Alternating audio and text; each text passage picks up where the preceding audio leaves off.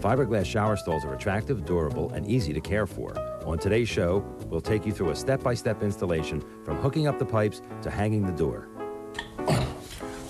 Hi, I'm Joe Lorario. And I'm Ed Feldman, and today we're in a Center City, Philadelphia townhouse. 100 years old it is. And they've been doing an extensive renovation here. They gutted everything. And today, what we're going to do is we're going to work on the bathroom. They figured that out by now. Well, they're putting in a fiberglass shower stall, and that's what we're going to be installing. We're going to help. Bathroom's a very important part of your home. Very important, because you spend a lot of free time there. The other thing you must remember about a bathroom, very often it sells the house for you. People look at the bathroom right away because they don't want to spend a lot of time redoing it. And there's a lot of, you can spend a lot of money in a bathroom. You can spend a little bit of money in the bathroom. This is like, what would you say? This is a mid-range bathroom. Mid-range, yeah, kind of. They wouldn't let us work on an expensive one. We'll break too many things. Let's go meet the contractors. So, John, we noticed a lot of the bathroom has already been done. In what order was it done? Well, first we came in and did the demolition. We took the plaster off the walls, removed the partitions, and then we reframed it to fit the configuration of the new bathroom. Then we called in the plumber and the electrician, and they did the rough plumbing and the rough electrical. John, I noticed the floor has already been laid. It's a beautiful marble agglomerate. Right. Well, we put the drywall on, and then we laid the floor. Okay. And next would be the fixture installation. Now, what kind of things would the homeowner be able to do themselves? Well, the homeowner could do some of the demolition, and they could also do some of the fixture installation if it was easy, and caulking, and also painting. Hey, Dave, how you doing? Good. This is our plumber, Dave Chassie, and I know his name's Dave because it says Dave right here. You want to tell us what you've done? We've roughed in for the toilet line and the vanity, the drain line, and also for the shower. We also did the water lines, hot and cold for each fixture. Each toilet just gets the cold, Okay. obviously. A job, see, for a licentious plumber. That's licensed plumber. And I also see that you put it in the shower pan, Dave. Yeah, we had to put it in before the floor gets put in. Because the floor is going to butt into the front of it. Right, Okay. right. Now, how is this attached? Is this attached with gum, Spam, what? No, this one was very tight and very rigid, so we just set it right in there. But in some instances, we have to put in some mortar to help support it. Okay. Now, what's this in the center here? That's the shower pan drain. The shower pan drain. Say that 10 times, eh? Okay, well, now all we got to do is put in the walls. Yep, that's it. All right, let's get to that. I'm not the owner, but I am a rebel. Attica! Here are the modular walls for our shower. And this is the back wall, it's got the rail, and those are the other two walls. The last wall being the one that we're going to cut through to accept the fixtures. You always rough out the shower opening to accept these walls, and these are pretty standard modular walls. Just what do we mean by roughing out? Roughing out, or roughing in as it's often called, refers to the initial stage of a plumbing, electrical, carpentry, or other remodeling project when all the components that won't be seen after the second, finishing phase are assembled. In this case, we're referring to the framed and drywalled shower stall walls. So now it's time to pull them in. Joe, help me. Some of us take coffee breaks. Oh, it hurts. It hurts. Hey, wake up, pussycat. I was wondering where you've been. What you been doing, shimming? I had to plumb out the back here because it was not level, so I put a half-inch shim here and a quarter-inch shim here, make it nice and level. I could hold this all day. I know you don't. Why don't you just fit that down into the shower pan, which has a flange. The shower pan, which is different than the tie pan. Yes, and it fits up into the groove on the bottom of the wall. Now, here's the side wall, which has, of course, little pegs here. See the little pegs? That's a little peg. That's a little peg. Peg, it will come back to you. Yes, it will. And it comes down into the slots that are molded into the back wall. Perfect. And that's why they call it modular. Shims are thin pieces of material inserted to make adjustments in level or plumb. Level refers to true horizontal. Plumb refers to true vertical. Here, the rear roughed-out shower wall was not plumb, so we inserted a 1/4 inch and a 1/2 inch cedar shake shim. We will screw the fiberglass panel through the shim and into the roughed-out wall, making the shower stall plumb, not a nectarine. Now, the third wall's got to be cut out to accept the plumbing. So we measure from the side of the wall to the valve, which we get is 14 3/4. 14 3/4. Yes, you got it, right? Good. And from the bottom to the valve is 34 1/2. 34 1/2. You got it. You're a college man. That's great.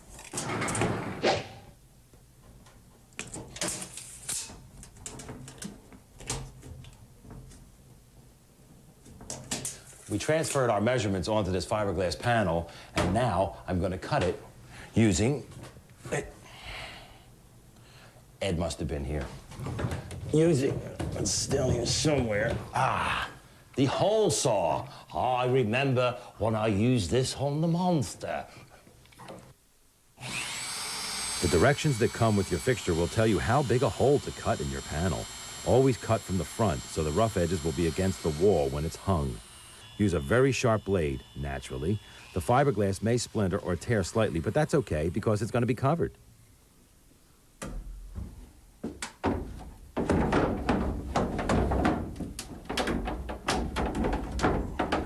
Now what you want to do is, we're going to find the studs here. See, these are the studs. We made the lines here. You can find studs with the stud finder. However, we know where these studs are for two reasons. Dave made marks here, right? Where the studs were. We also know that this drywall compound is over the seams, which are over the studs. And even a better way to find the studs is to look inside this wall. Yeah. See, it's open. I can see studs in You got a chance to do that. But here, look. Do you see these holes here? These are little punch-throughs, perforations. That's where we'll throw the drill. We have to use a pre-drill, like this here. We'll pre-drill that and then shoot a screw into it. Let's do it now.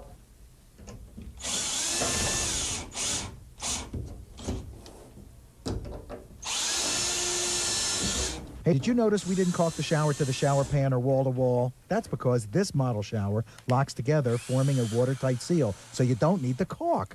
Ah, modern living. Amazing.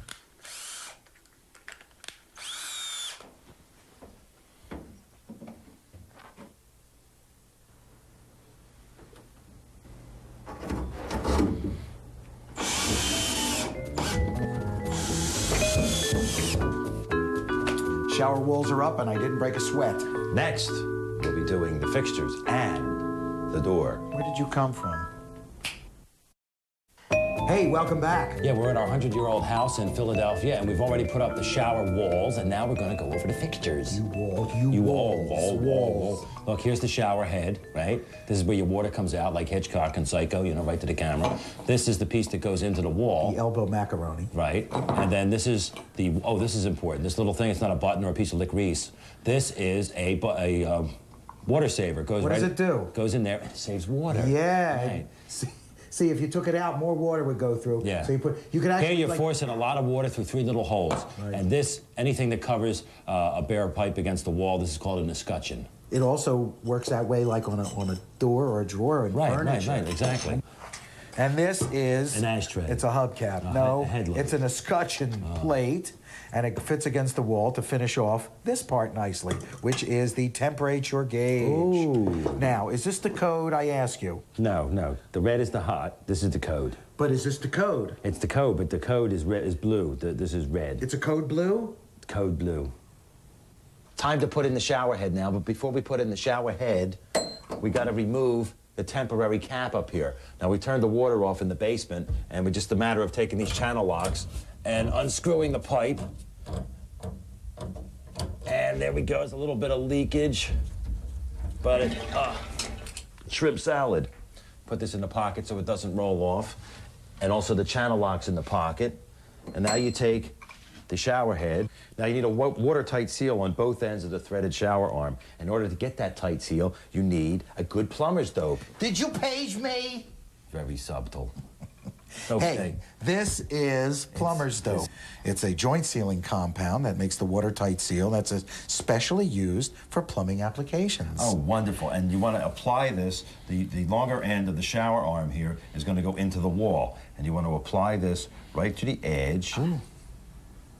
Look at that. Ooh, that's sort of a slate, you might say. And you want to try and keep this off your hands because it's kind of nasty. You know, it's really nasty. Yeah, you can clean it up with alcohol if needs must. We'll get some of this on. There's a lot of... You don't have to slop it on thick. Just make sure it gets in all the threads. You want it nice and neat.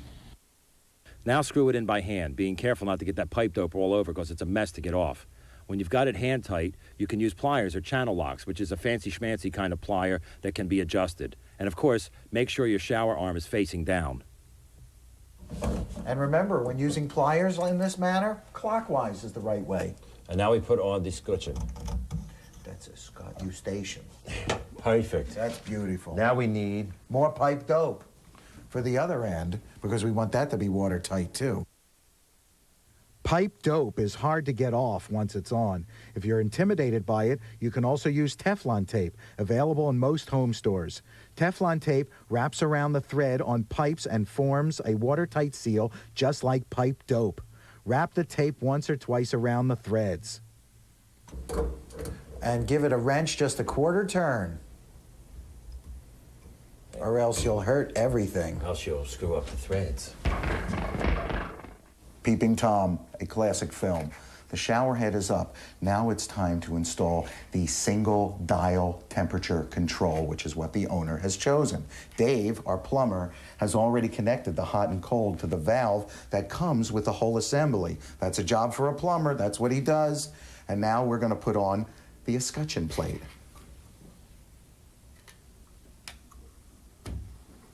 Ow. Look, a factory-supplied machine screw. Why are they called machine screws? Because they ain't got no point.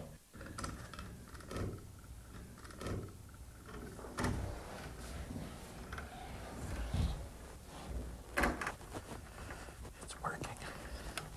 Hardware and drains don't mix. So when you're working with hardware and drains, cover the drain so the hardware don't fall down. You can use tape, a foot, or a large pie.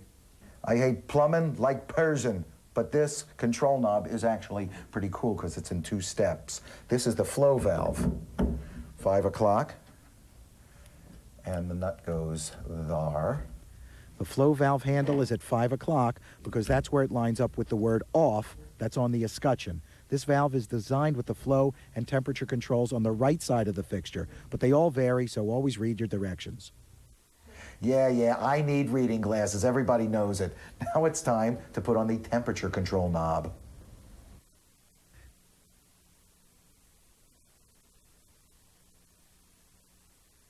This single dial temperature control is really easy to use but kind of difficult to install. That's why we used a plumber. If you're the kind of person that wants to do this kind of work themselves, maybe separate hot and cold water fixtures are the way to go.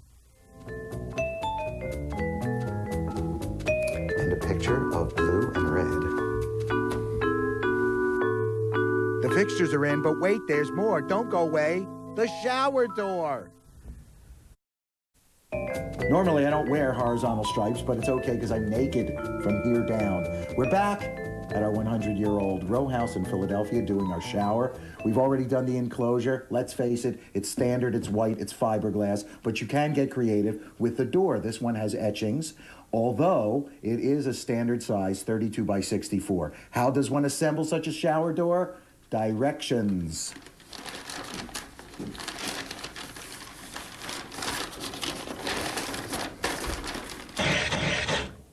Step 1, throw the destructions away. No, you need them, especially this exploded view. See, it's got all the parts here that are necessary for the assemblage, and we've exploded every piece here on the table. Especially me. Because it's good to lay everything out and assemble as much as you can on a flat surface, because you can't do it in midair.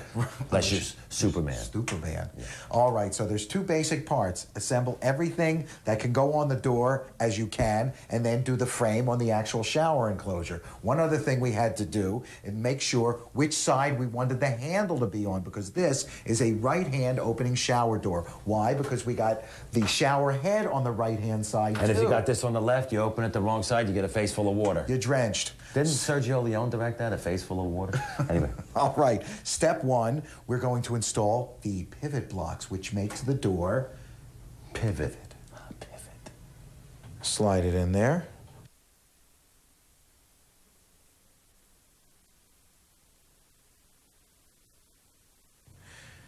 And here's the end cap plastic piece. It fits over here, gives it a nice finished look.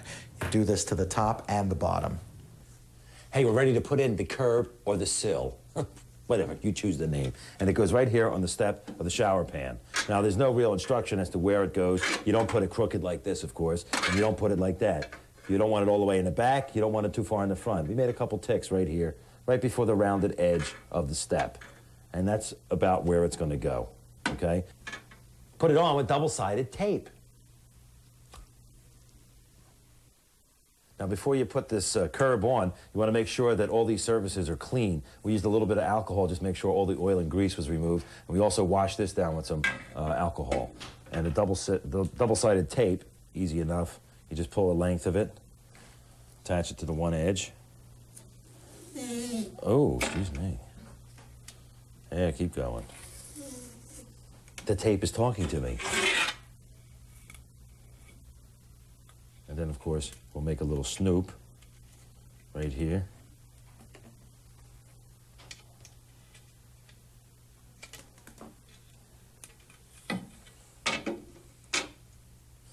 I feel like a surgeon. I'm not going to have enough on this one. That's why they provide you with 2 reels. Two. Now you pull off the paper.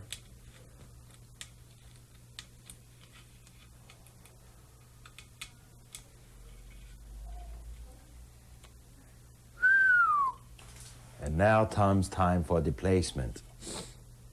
We want to get this spot right there.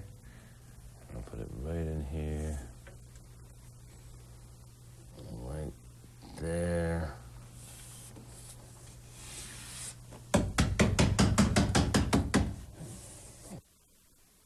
Playgirl, here's my audition. It's time to attach the pivot jamb, this, to the shower enclosure itself. And here's how you sight it up. You sight it up at the bottom by butting those little peaks, those decorative peaks, against the lip of the curb, right? And now, put it flat against the enclosure here, get a level, and work it until your bubbles are floating. And doesn't everybody want a floating bubble now and then? Now it's time to mark the spots where we're gonna attach it with screws. You know, sometimes you might need a third hand for this. Ah, that's better. You got pre-drilled holes in the flange of the jamb. I love to say words like flange of the jamb. And then down here, the second hole, and then down here, the third hole. Now drill through the marks with a 3/16 inch drill bit. A good rule of thumb is hold the screw behind the drill bit and make sure that the threads of the screw show on either side. Now just put the pivot jamb back and screw it in with the factory provided screws. And of course, a screw gun. Well, there we have it. Oh! Then place the bottom pivot block into the bottom pivot brace, which we attach to the pivot jamb before attaching it to the wall. Put the top pivot brace onto the top of the pivot jamb and slip it over the pivot block on top of the door. Screw the pivot brace to the wall using the factory set screw provided. A free carp to anybody who can guess how many times I said the word pivot. And you just screw it in. Ah, there we are.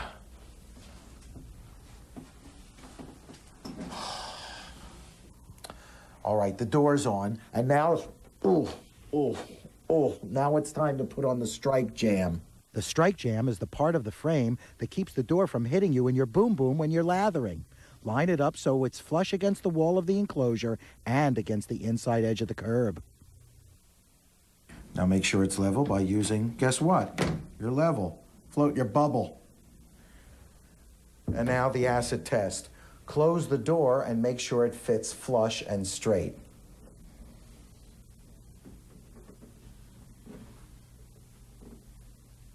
Perfect. Now just mark these holes with a pencil. There and there. And we'll drill through those with our 3/16 bit. And then screw the whole darn thing in.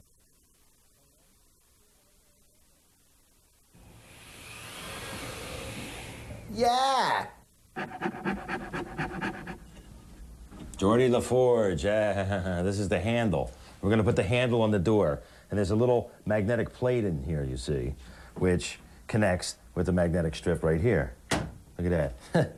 Yeah, it's on. Look. No, you got to put it on the door. All you have to do is close the door, make a little line right at the top on the door, that matches up with that magnetic plate. You take this piece of rubber gasket, kind of looks like licorice, but it tastes awful, tastes like a blimp. And then you take this, hold the back of the door, and then push this on, and it should go on, but it doesn't, of course. Oh no, there it goes right on. Ah, perfect. Let's see how it fits.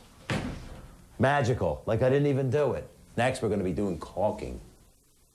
Next, I'm going to use some caulk. This is a caulk gun, and I'm using a clear silicone caulk because I'm gonna caulk around all the inside edges of the pieces that we put on the shower stall. The caulk forms a watertight seal, and it's best to use a nice even pressure on that trigger, because if you pump it a lot, you get a big mess. How do you care for a fiberglass shower stall? Use only non-abrasive cleaners. If you use abrasives, the gel coat or acrylic finish could be scratched and damaged. Daily care is your best bet. Wiping down with a squeegee or a towel after each use will prevent calcium deposits from forming and making it difficult to clean. Fiberglass will dull eventually, though, no matter what you do. But you can buff to a new shine with regular car wax. And remember, the glass on your door is probably tempered glass, so don't put ammonia on it. It'll scratch it. Well, our shower's all done. Here's the before. Oh, look how ugly, sullen, and lonely it looks. And here's the fabulous after, panning up the beautiful shower enclosure with door and fixtures, and, well, it's still ugly at the top. Well, the owner still has to do drywall and paint the top. But the fixtures are in. That's the most important part. Here's the one-piece flow and temperature control knob, and it even works. Yes! Now to get out of these sticky, wet things and into a dry martini. La la la la la la la la la la la la la la la la la la la la. Forgot to turn on the hot water heater. Hey, how's the shower? Oh, it's great. It's great. Oh, I can't wait to try because it was such a great project. Have a good time. Yeah. Well, that's the end of our shower show. Until next time, I'm Ed Feldman. And I'm Joe Larari. Hi, this is our general contractor, John Hanson of Hanson. Now, what would the average faguto be? That's slower.